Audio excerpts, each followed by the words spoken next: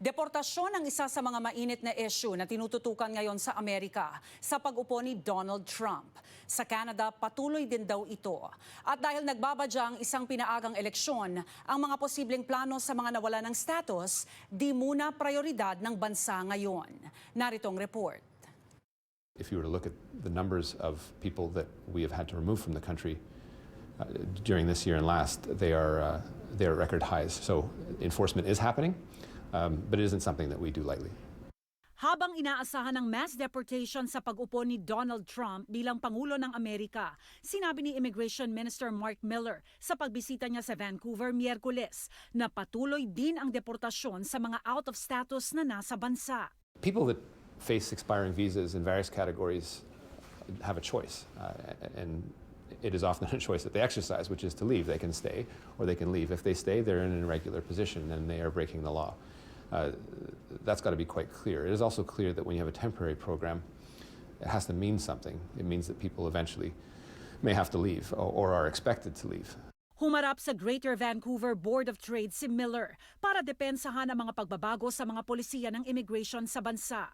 Kasama rito ang cap sa mga international students, pagbaba ng immigration targets, at pinahigpit na pagkuha ng temporary foreign worker. Sa kabila nito, ang pagkuha ng mga permanent residents sa mga susunod na taon, malaking porsyento ay manggagaling daw sa mga nandito na sa Canada. Ang regularisasyon naman ng mga nawala ng status, di raw muna prioridad ng feds ngayon. A large-scale regularization plan is off the table in the runway we have up till the next election. It doesn't mean that in some areas, whether it's areas where we need key employees, that there isn't the possibility of sort of small-scale regularization. Yung election kasi paparating, alam natin yung pasariling interest na nila ngayon ang kanilang inuuna. Patuloy daw ang laban ng Migrante Canada para sa regularisasyon ng mga nawala ng status. Naniniwala sila na malaki ang pressure ng gobyerno mula sa mga Canadians, lalo na't posible ang pinaagang federal election.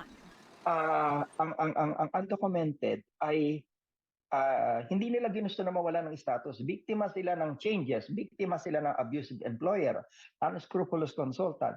Sana tingnan nila sa ganung paraan, no? Dahil hindi naman pupuntahan dito magtatrabaho sa Canada kung merong kabuhayan, kung merong sapat na kita sa Pilipinas, no? Yung responsibilidad ng receiving country like Canada or host country ay gawin nila dahil nakita natin walang protection ng migranteng manggagawa dito sa Canada. Maging yung issue ng international student ngayon, no? Napahirap ng pahirap, no? Na nag-aral ka na rito tapos ngayon nire-require nila ng language test. Parang napaka-insulto naman yun, di ba? Di raw bilang ng temporary workers ang dapat bawasan ayon kay De Leon. Hindi yun hindi dapat gano'n Dapat revisahin yung programa dahil yung trabaho ay permanent. At kung titignan mo yung program, temporary. Yung programa pa lang, kagaya dito, no, yung median wage 29.50, no. Kahit sabihin mong itaas yan, gagawa sila ng paraan para baratin o pababain yung sahod ng migrante dahil gagawa ng kasunduan niya. No? Sige, temporary foreign worker ka. Ito ang nasa papel pero ito lang ang sahod mo. Sasabihin nila, hanapin nila yung mga bad actors. Ang dami may mga report, may mga complaint pero may mga nakasuhan ba?